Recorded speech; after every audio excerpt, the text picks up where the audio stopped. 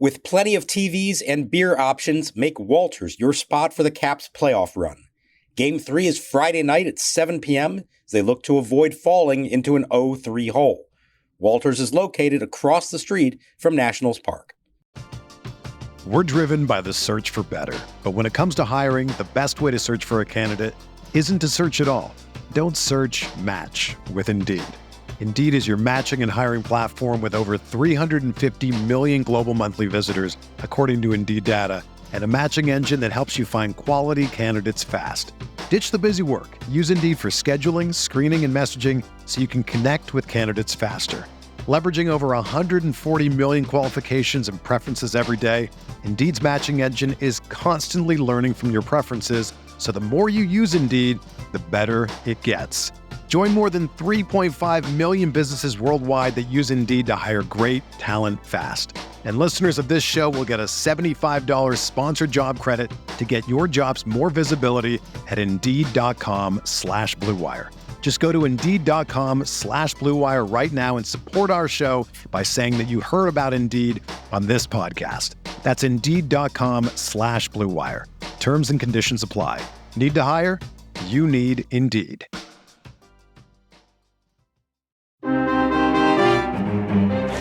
Here's a swing and a long drive left center field. This ball is gone. Way, way back and into the back of the Dodgers bullpen. A home run for Teoscar Hernandez leading off the second inning. And the Dodgers are on the board 1-0. 1-0 game, 8th inning. Weems delivers. Swing a little looper toward left. That's going to drop in for a base hit. Betts around third will jog home. Freeman's on his way to second. And the throw from the left fielder Vargas will not be in time and offline. It's a double for Freeman. And it's now the Dodgers 2 and the Nationals 0. 2-1 Dodgers, 2 out, nobody on, bottom of the 9th inning. Phillips kicks, delivers the pitch. Swinging a ground ball toward the middle. Shaded that way, Rojas behind the bag at second. Fires on to Freeman. And the game is over. And the Dodgers have come to Washington and swept this 3-game series. And welcome to Nats Chat for Friday, April 26, 2024. Along with MASNsports.com Nationals insider Mark Zuckerman, who is at Nationals Park. I'm Al Galdi, host of the Al Galdi podcast. The good news is that MacKenzie Gore on Thursday pitched very well. The bad news is that the Nats on Thursday lost. A 2-1 loss to the Los Angeles Dodgers at Nationals Park, completing a 3-game sweep. The Nats in this 2024 regular season now are 10-14. If you would like to sponsor the Nats Chat podcast, we'd love to have you on board. Email Tim Shovers at natschatpodcast@gmail.com. You can sponsor the podcast for a specific game or series or for longer, whatever you want. So we on Thursday at Nationals Park had a pitcher's duel. The pitcher's duel was between the Nats' MacKenzie Gore and the Dodgers' Yoshinobu Yamamoto, with whom the Dodgers this past December 27th announced as having agreed with on a 12-year contract, what is a 12-year, $325 million contract. Not bad. Gore was good. 1 run in 6 innings. Yamamoto was a bit better. 6 scoreless innings. 7 strikeouts. Mark, the Nats over the 3 games in this series totaled just 4 runs. And they can't say there weren't opportunities. I mean, I guess Wednesday night when they had 22 in a row retired, there were not a lot of opportunities. But in the opener and in this one, they had their chances. Runners in scoring position.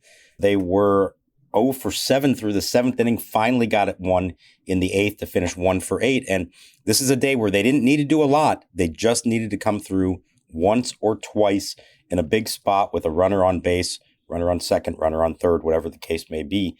And this has been a recurring problem, and it is getting kind of frustrating because when you get that kind of effort from MacKenzie Gore, and we'll talk about this, but I actually think this was one of the most important starts he's made in his career since coming to D.C. The way he pitched and under the circumstances, how he performed, and what the results were. To not be able to reward that, to not take advantage of that, to me, is a real waste. And, you know, maybe it doesn't matter in the bigger picture right now whether they won or lost this game, but one of these days it is going to matter whether they win or lose a game like this. And you would like for them to start winning some of these and really take advantage of that kind of start they got out of MacKenzie Gore. Well, there was a phrase that Davey Martinez used regarding this outing for MacKenzie Gore during Davey's post-game press conference with you guys on Thursday evening. It was like growth moment or growth step. Today was a growth moment for him as well, going back out there for the sixth inning, knowing he had not over 90 pitches. And this was a really good outing for Gore for a variety of reasons, as you just alluded to. So he was coming off a rough outing, that 5-3 loss to the Houston Astros at Nationals Park this past Friday evening. Gore in that game lasted for just 4 innings, during which he allowed 3 runs. But Gore on Thursday, 1 run in 6 innings. Now, he did put some guys on base. He gave up 7 hits, which were a solo homer, a double, and 5 singles. He issued 2 walks. He recorded 4 strikeouts. He threw a good number of strikes, 102 pitches, 66 strikes, 36 balls. Some things that stood out over the course of Gore's outing. Perfect top of the first. He struck out the Dodgers' number 2 batter, a certain Shohei Ohtani, on 3 pitches for the second out.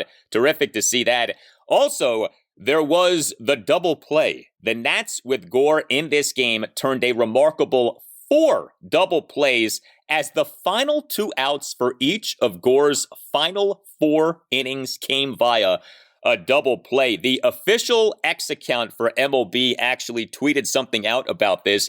Gore over 4 innings inducing back-to-back inning-ending double plays. I mean, that is not something that you see often. So some really good stuff from MacKenzie Gore in this game. So here's why I think that was really important. And in a lot of ways, you learn more about him from this outing than you do when he strikes out 11 Oakland A's. He's facing, obviously, one of the toughest lineups in baseball. But number 2, he didn't have his best stuff, or at least didn't have his top command. He is pitching with traffic on the bases most of the day. Other than that first inning, nothing else was clean. And he gets pushed to go not just complete the 5th at 90 pitches. I thought that might be it for him. He gets the chance to come back for the 6th, gets up over 100 pitches for the first time this year, and comes out of all that with only the 1 run allowed. So we've talked about the biggest key for MacKenzie Gore isn't necessarily can he have more of his dominant starts. It's can he take a start that could go south on him and manage to turn it into a decent start. In this case, it actually turned it into a very good start, 1 run allowed in 6 innings. So that's, I think, where the growth is coming from that Davey alluded to, and I feel the same way about it. I think you learn more about him in a game like this than you do on a day when everything's clicking and he barely has to break a sweat. He had to work for this one to come out of that with 1 run in 6 innings. And that's ultimately what you need from a frontline big league starter. For sure. And, his overall body of work this season is looking pretty good. He now has made 5 starts in this regular season. ERA of 3.12, whip of 138, which is, perhaps a bit high. But the strikeouts are there. He's averaging 10.73 strikeouts per 9 innings. So he's doing good work. I mean, if these end up being his final numbers for the campaign, I think most people would take that. So really good to see that from MacKenzie Gore in this game. The Nats bullpen was fine. 3 relievers combined to allow 1 run in 3 innings with 3 strikeouts. Jacob Barnes, a scoreless top of the 7th. Jordan Weems in the top of the 8th did give up a run on a leadoff walk of Mookie Betts, and then a 1-out opposite field RBI bloop double. This was an odd double, but it was by a notorious Nats killer, Freddie Freeman, to left field for a 2-0 Dodgers lead. But Kyle Finnegan tossed a perfect top of the 9th. I mean, he gave up 2 runs to the Dodgers in this game. The pitching did its work and then some. Yeah, exactly. And that's why it just feels like such a wasted effort. I don't know that you could have held those guys to fewer than 2 runs in this game. And, 1 Teoscar Hernandez homers off Gore. It was a changeup way up in the zone, just a bad pitch, and he killed it.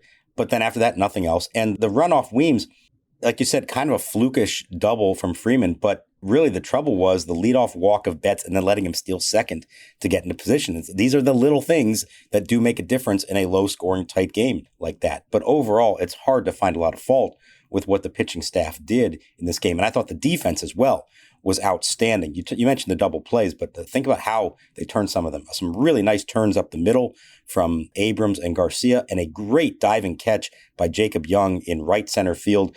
And then he had all the time in the world to make the throw in the first, because Freddie Freeman, with his head down, was standing on third base by the time the ball was coming back into the infield to first base. Had no idea what had just happened. But again, there's so many good things there that you're like, man, could you just have come away with 1 or 2 more hits?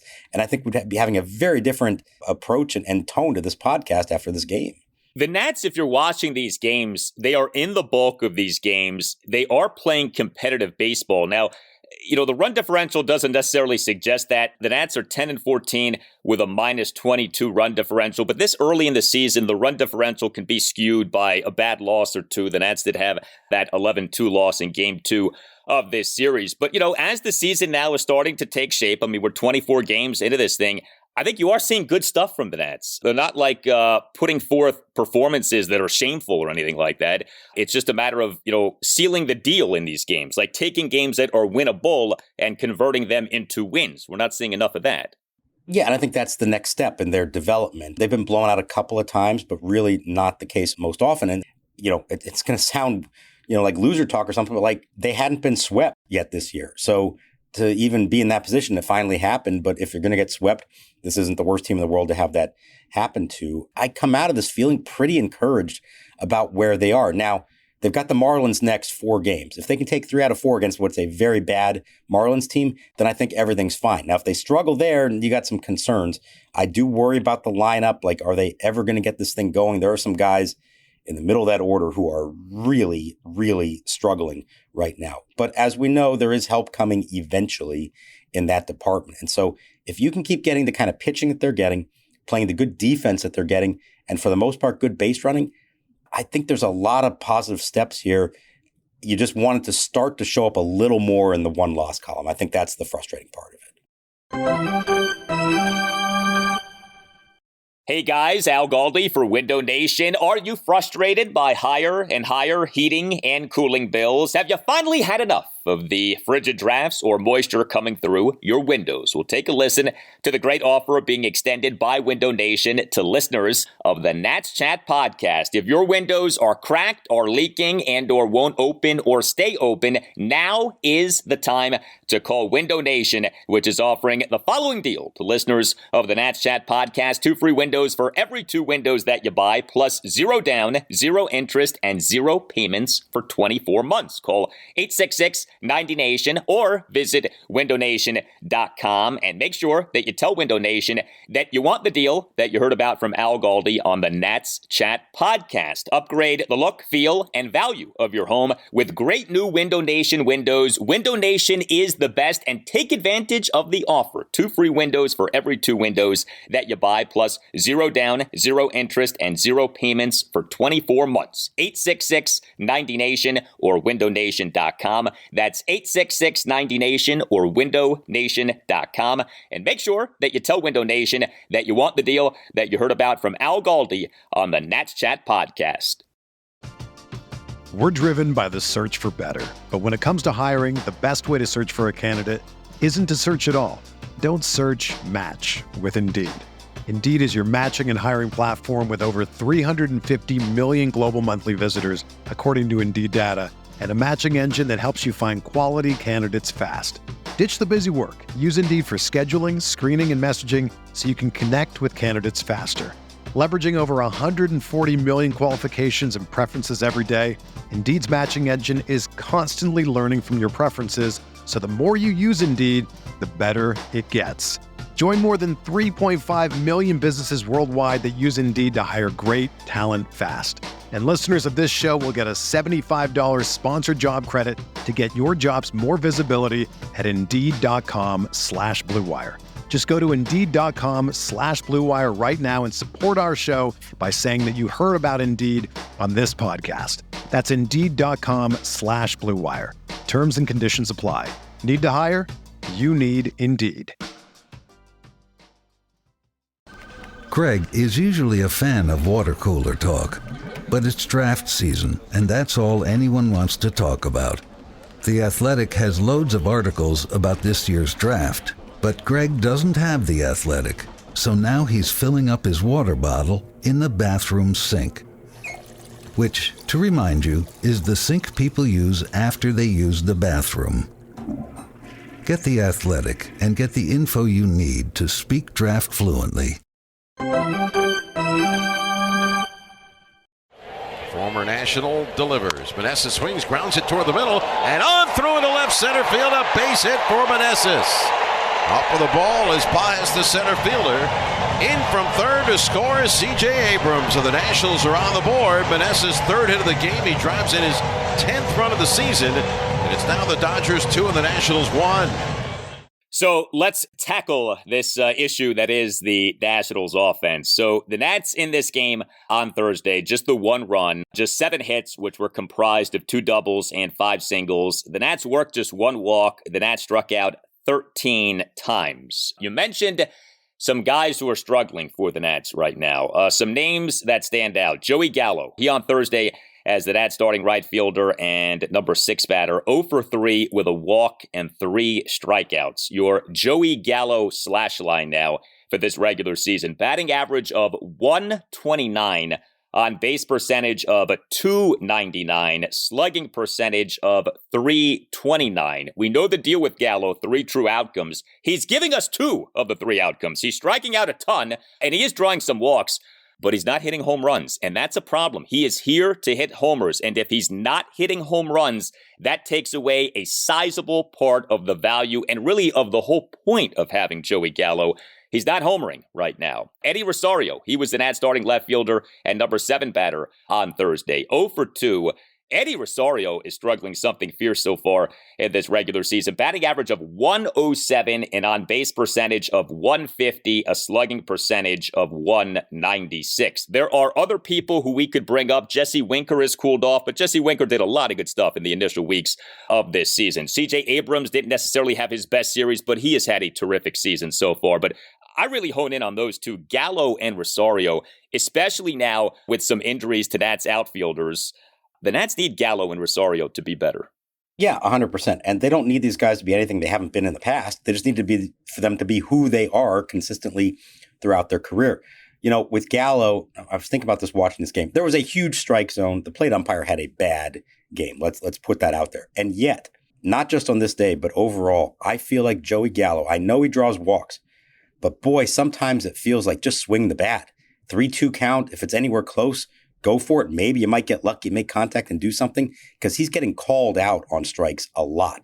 It's not just big swings and misses.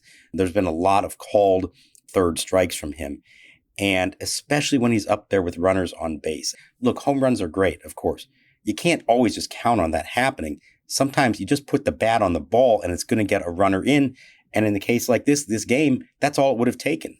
Now, that's not who he is, unfortunately. And so I don't know you can suddenly turn him into somebody that he's never been. But that was my fear all along with that signing is, yeah, he might hit his 30 homers, but when does he hit them? How meaningful are they? Does he give you good quality at bats when you need them in big spots in games? And he has not really done that at all. In Rosario's case, I couldn't believe this. I had to look it up to make sure this is true. He doesn't have a hit at home yet this year. He's 0 for 24 at home. Not good. Now, he hit a ball as hard as you can hit it, 104.8 miles an hour in the 5th inning, and Yamamoto's life flashed before his eyes in the split second he had to react to it. Somehow he caught it. So I'll give Rosario a little credit for saying he is starting to hit the ball a little harder. Historically, he's had rough Aprils and then gotten better after that, but boy, he better get it together soon. I liked that signing at the time. I thought this is a guy with a good track record who can do a lot of good things for you, has been on winning teams in the past. Up to this point, he has provided very little for them. And with Lane Thomas out, as you said, you're going to need it. He's probably going to be in there more. They have to get him going. And you do wonder how long the leash is on some of these guys. You can say they have track records. You don't give up on anybody in April. Okay, that's all fair. But we're almost to May. And at some point, you do have to see some results. You can't just keep trotting them out there. I know in the past, maybe they would have done that. I feel like this team's trying to turn a corner here, that you can't just keep trotting the same guys out there every day, no matter their track record, if they're not producing. And these guys are all stopgap measures. I mean, Rosario, Gallo, even Winker, they are on the cheap signings. They are here for this year and probably not beyond. And so there is no reason to feel any extreme loyalty to them. You know, the Nats for a while had decent overall offensive numbers in terms of team offensive numbers. Those numbers have come tumbling down. The Nats for this regular season, team batting average of 231, team on base percentage of 309, team slugging percentage of 366. C.J. Abrams has 6 home runs. After that, your next highest home run total is Joey Gallo's 3, and then multiple guys with 2. I mean, aside from Abrams, this team is right back to not hitting home runs. So you certainly want to see that change. Now, an offensive bright spot for the Nats on Thursday was Joey Meneses. He was struggling big time. He has gotten going here a little bit over these last few games. We'll see if this is sustained. But Meneses on Thursday as the Nats starting first baseman and number 3 batter, 3 for 4 with a double, an RBI single, and another single. Meneses in the bottom of the 4th, a leadoff first pitch double to left field for his, get this, first extra base hit since March 30th. That was something. When I saw that, I mean, Thursday was April 25th. Meneses had not had an extra base hit since March 30th, almost a full month. In the bottom of the 6th, had a 2-out first pitch single up the middle, and Meneses in a Nats 1-run 8th, a 1-out RBI single up the middle off former Nats reliever Daniel Hudson to cut the Nats deficit to 2-1. So the RBI single reminiscent of the Joey Meneses of last season. Last 5 games now 9 for 19, a double, 8 singles, 2 walks. Like last season, he's basically not hitting for any power, but he is starting to pile up the singles, and that's a lot better than what he had been doing. And coming through in those spots where they need it, and that's who he is. He may never be that big home run guy. He can still be productive if he delivers singles and doubles at the right moments with runners on base, and he's started to do that the last few days. Now, he did, in his defense, he should have had a double for that walk-off earlier in the homestand. He never made it to second base because they all mobbed him before he got there, so officially he's credited with the single, but it should have been a double. But yeah, had not had an extra base hit since the opening series in Cincinnati. Did you also know Joey Meneses was Yamamoto's teammate briefly with the Oryx Buffaloes in 2019? We forget that was one of Joey's many stops on his path to the big leagues. I asked him if it made any difference knowing him. He kind of laughed and said, no, I don't think that really helps all that much. Well, he was about the only one who did have any success against Yamamoto, so maybe actually knowing him a little bit did make a difference for him at least.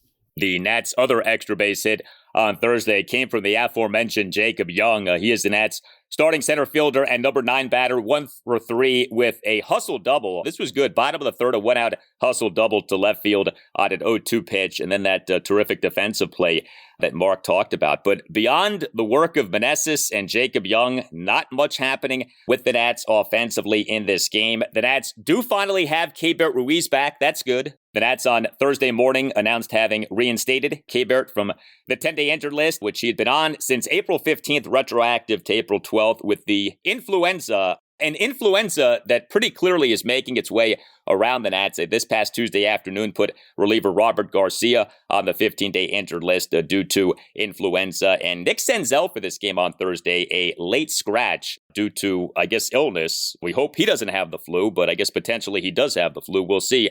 But good to see Keibert back out there. He is the Nats starting catcher and number 5 batter. Dealt with the flu for a while, as we know. He went 0 for 4 in this game. Now, as we remember, he was not actually placed on the injured list until a good bit of time into his bout with the influenza. This was his first major league game. He had played some rehab games in the minors, but his first major league game since April 8th. He missed almost 3 weeks with this illness. Yeah, not ideal, as we've talked about the process, how that all came about. And even more bizarre to me, I think, is that Riley Adams caught 11 of the 13 games that they played with Ruiz out. Drew Millis caught 1 on his first call-up out west, and then only caught 1 other game the rest of his time here. Now, Riley Adams did a great job, and I thought it was interesting that Davey did say they don't want to lose that. We're definitely going to use him. We want to let him catch, and also we can also DH Keibert like we've done in the past, and let him continue to catch. He's done a great job. He really has. They want to try to keep Adams going, and so you may see a few more games here coming up where Ruiz is the DH and Adams is the catcher. We saw that some last year. You may see a little bit more of that now that they're both healthy and they want to keep Adams being productive. Ruiz, though, is a guy who needs to get himself going at the plate. Now that he's feeling better again, he is somebody who they need to drive in runs. We know that's been his reputation, and this team could sorely use that right now. So I'm not going to judge him on one game coming off of the flu, but hopefully as he starts to get back in the swing of things, he can start delivering for them some big hits the way that he has done in the past. Yeah, and Riley Adams has hit this season, and the list of Nats who have truly been productive offensively this season is short, but Adams is on that list, so he deserves to play some, even with Keibert Ruiz back. Tim Shover's here to tell you about Game Time. This summer at the Anthem, shows include The Struts, Black Eyed Peas, and Shaky Graves. If you're interested in finding tickets to any of these shows, make sure to check out the Game Time app.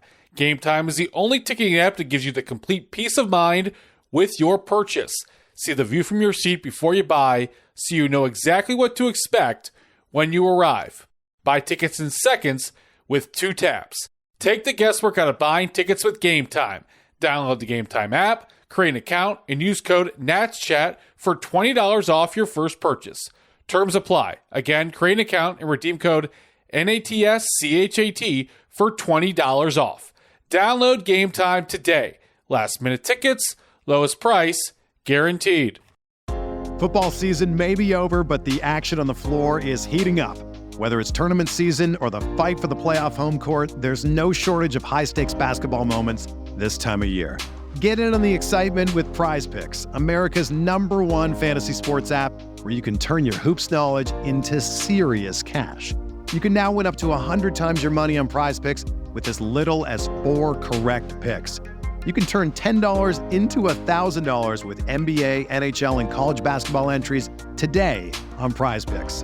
Prize Picks even offers injury insurance so that your entries stay in play even if one of your players gets injured. So for basketball games, this means if you have a player who exits the game in the first half and doesn't return in the second, that player projection won't count against you and the rest of your entry stays live. Download the app today and use the code BLUEWIRE for a first deposit match up to $100. That code is BLUEWIRE for a first deposit match of up to $100. Prize Picks. Pick more, pick less. It's that easy.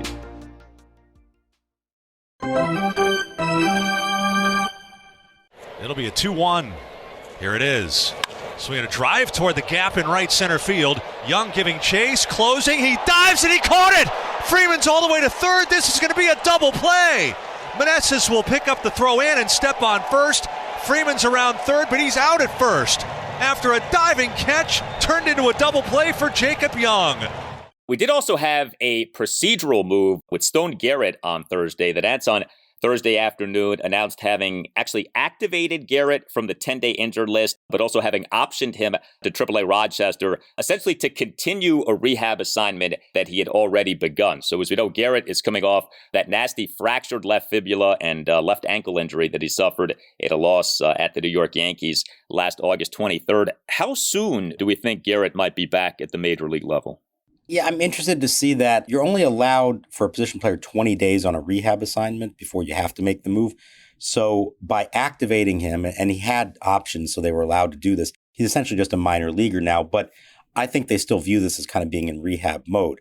He needs to get back into shape, get back into baseball shape, get used to playing every day and all 9 innings and all that. So I know that's what they want to do with him. So I imagine it's still going to be a while, and he's going to have to sort of show that he is back to the hitter he was before the injury, I think, before they make that move. Now, when they're struggling to score runs the way they are, I'm sure it's going to be tempting, but I'd caution against counting Stone Garrett as being the upcoming savior for this lineup. He did a very nice job for them for a stretch last summer. This is a major, major injury, and to just think he can step right back in and be really productive, I think might be too much to ask. So you want to see some success from him at AAA. You want to see him playing every day, I think, before you make that move. Hopefully it happens. It'll be really nice to see him back in the big leagues, but I think they have to be, careful there and also understand that he's probably not the solution to all of their offensive problems. No, he probably is not. Although, like you said, he did do a pretty good job as last season went on. While we're talking about Nationals outfielders in the minors, I know that you have done some investigative work on what the heck is going on with Dylan Cruz. Now, this tends to happen. Injuries in the minors are not as publicized and not as made official as they are in the majors. And so when a minor leaguer gets hurt, you don't always hear about it. You don't always know about it. We dealt with this with Brady House a few seasons ago. Dylan Cruz has been mysteriously absent from some recent games for AA Harrisburg. So what exactly do we know about his situation? He hasn't played in a week now as we tape this, and that, starts to get you a little concerned. So a few days into it, when I had seen that he wasn't playing, I asked someone who would be in the know what was going on, and they said their understanding was that it was something very minor. They were just being careful about it, didn't want to take any chances, and they had a game the other day in Erie that maybe he could have come back, but it was pouring and the field was really wet and they didn't want to take any chances. So, all right. Well, they played a couple more games since then, and he still hasn't come back. So I asked again. I asked somebody else, kind of went to a higher authority. shall we say. And what I was told is that it was a hamstring issue, but reiterated again that they were just being ultra cautious with this, did not want to take any chances. This person also mentioned the wet field and the rain that they were dealing with the other day. And then somebody else who actually saw him just the day before said that he was running the bases, doing, pregame drills, and looked very good. So, until he's back in the lineup, you don't say with any certainty what's going on. But, the sense I get, believe it or not, from multiple people that I've asked about this, it is a hamstring issue, but the feeling is that it was not serious. They've probably already passed the worst of it, and it's just a matter of time until he comes back, and they're just being extremely careful with him. Well, we certainly hope for the best with that circumstance. Next up for the Nats, a 4-game series at the Miami Marlins. The rare 4-game series that goes from a Friday through a Monday. Game 1, Friday night at 7:10. Trevor Williams will be the Nats starting pitcher. Game 2, Saturday afternoon, 4:10. Mitchell Parker will be the Nats starting pitcher. Game 3, Sunday afternoon at 1:40. Patrick Corbin will be the Nats starting pitcher. And Game 4, Monday evening at 6:40. Jake Irvin will be the Nats starting pitcher. So anytime you play at Miami, you have to brace yourself for the dozens of fans who will be in attendance. But here we are once again in a season in which the Nats are doing better on the road as compared to at home. It's early. This can change. I get that. But I mentioned that 10-14 Nats record, 6-6 on the road versus 4-8 at home. So perhaps a 4-game series at the lowly Marlins will do the Nats some good. Look, they're the lowly Marlins, but the last 2 years they have dominated the Nationals. So to me, this is a big series for them. The Marlins are a mess right now, tons of injuries. They don't hit much. They are not playing well. They've been the worst team in the National League, them and the Rockies. If you're the Nats going into this, you have to come out of this and say, we're clearly the better team here, and you need to actually win the games. One thing to play better than them but not win, they need to win these games. So I actually think it's important for them to come out of this with at least 3 wins before they then go to Texas to face the defending world champs. This is sort of a sign to me. Is there been any real progress? We haven't said very often here since 2021 that there are matchups that clearly favor the Nationals and they need to take advantage of them. This is one of those, and I think it's time for them to show that they can take advantage of it and beat an inferior team. Well, the Nats' best starting pitcher this season, Trevor Williams, is taking the mound on Friday night, so perhaps he'll set the tone for the rest of the series. You can hit us up on X at Nats_chat. You can email the show, natschatpodcast@gmail.com. You can find us on YouTube. Just search Nats Chat. Our YouTube handle is at Nats Chat Podcast, and we have a website that we invite you to check out, natschatpodcast.com, at which you can buy a Nats Chat Podcast t-shirt. All Nationals radio highlights on Nats Chat are courtesy of 106.7 The Fan. For Mark Zuckerman, I'm Al Galdi. We thank you for listening, and we'll talk to you next time on the Nats Chat Podcast. With the second pick in the 2024 NFL Draft, the Washington Commanders select Jaden Daniels, quarterback, LSU.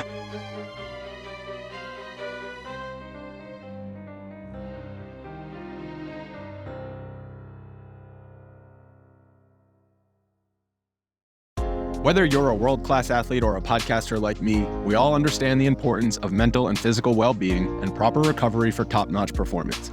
That's why I'm excited that Unified Healing is sponsoring podcasts on the Blue Wire Network.